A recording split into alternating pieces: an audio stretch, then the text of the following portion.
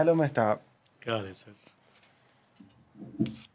Mehtab, I told you don't worry, everything will be okay.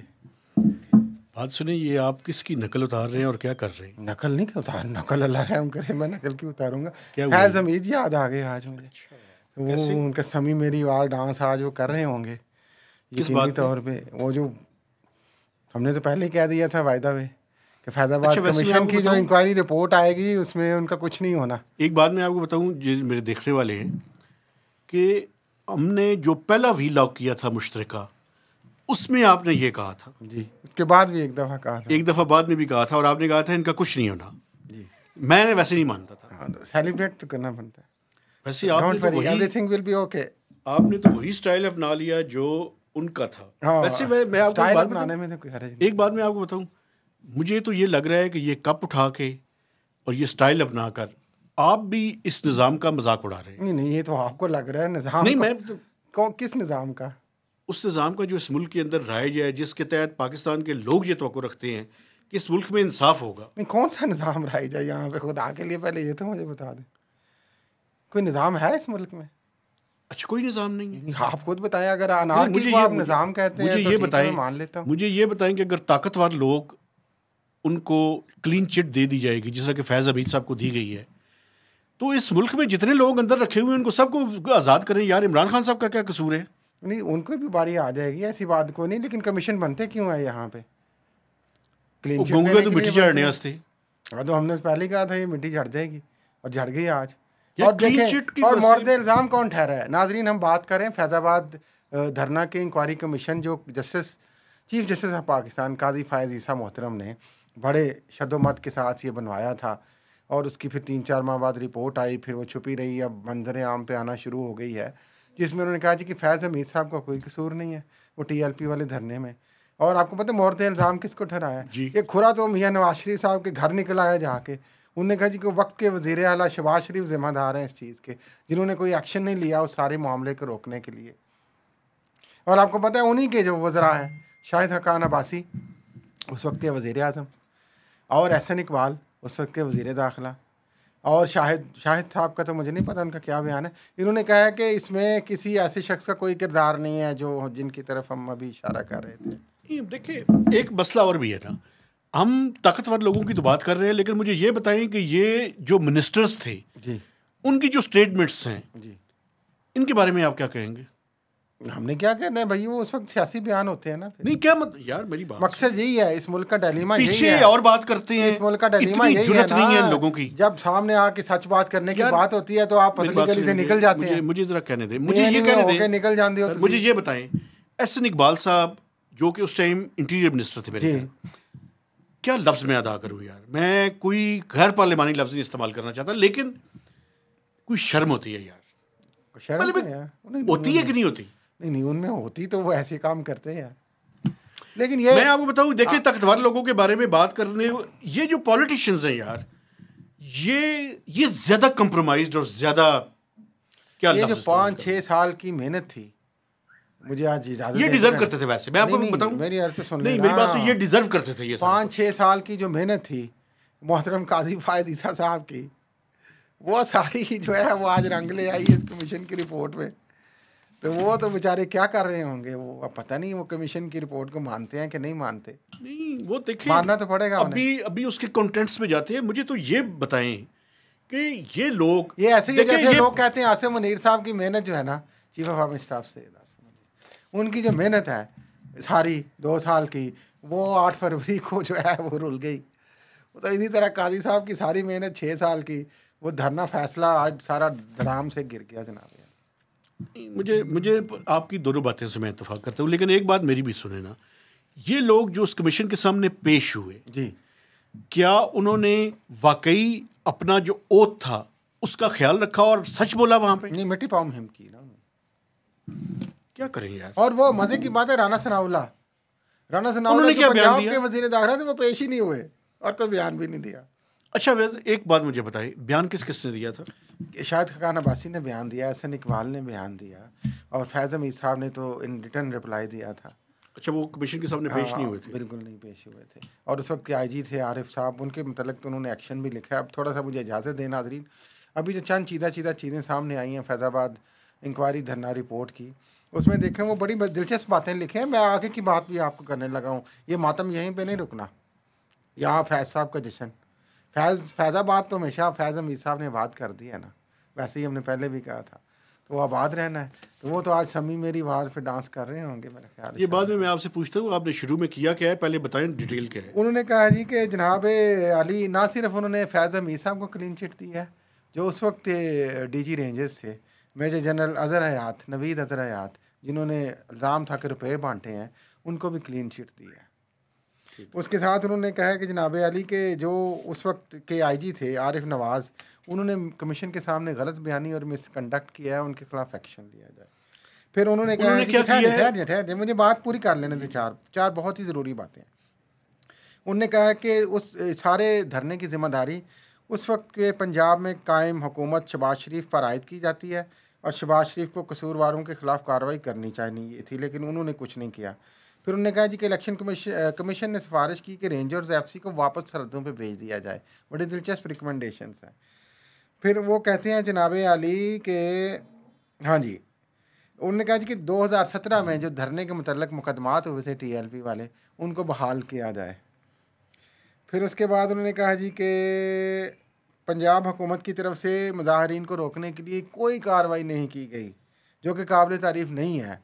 ये मैं जो कह रहा था खुरा तो नवाज शरीफ साहब के घर निकल आया भाई, तो वो खुद लगे हुए थे फैज़ हमीद के पीछे, तो छुरा तो उनके भाई ने उनकी पीठ में घूम दिया, शहबाज शरीफ ने। अच्छा, फिर वो कहते हैं जी सरहदों पे वापस भेज दिया जाए, शहरी इलाकों में इनको आने से रोका जाए फोर्सेस को। और फिर एक बात जो हम रोज़ाना मातम करते हैं, हफ्ते में एक बार तो कर ही लेते हैं आहो बका, कि कमीशन ने नेशनल एक्शन प्लान पर अमल दरामद की ज़रूरत पर शद्दोमत से जोर दिया। और फिर वो उस वक्त के पंजाब के वज़ीर दाखिला राना सनाउल्लाह कमीशन की तरफ से तलब किए जाने के बावजूद कमीशन में पेश ना हुए। और फिर आखिरी बात दिलचस्प, फिर उसके बाद हम बात करेंगे नाज़रीन। वो कहते हैं कि उस वक्त मुजाहरीन में पैसे तकसीम करने वाले नवीद अज़हर हयात, मेजर जनरल व DG रेंजर्स ने कहा कि उन्होंने मुजाहरीन को अपना सामान थानों से लाने और वापस घर जाने के लिए तरस खा कर चेक दिए थे। वो पैसे जो दिए थे तरस खा के दिए थे, ये पैसे इन्हें किसी इदारे या एजेंसी की तरफ से नहीं दिए गए थे। ये हमारे बड़े अच्छे प्यारे दोस्त हैं एजाज़ सैयद, उनकी भी तफसीली रिपोर्ट है आज ये द न्यूज़ में और जंग में।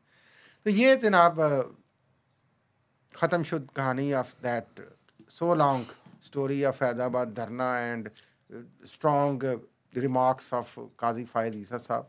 मेरा ख्याल है कि रियासत की नाकामी पे दुआई की जा सकती है। इसमें नाकामी क्या है, मुझे तो ये नहीं समझ आ रही। नहीं समझ आ रही है आपको? क्या नाकामी क्या है?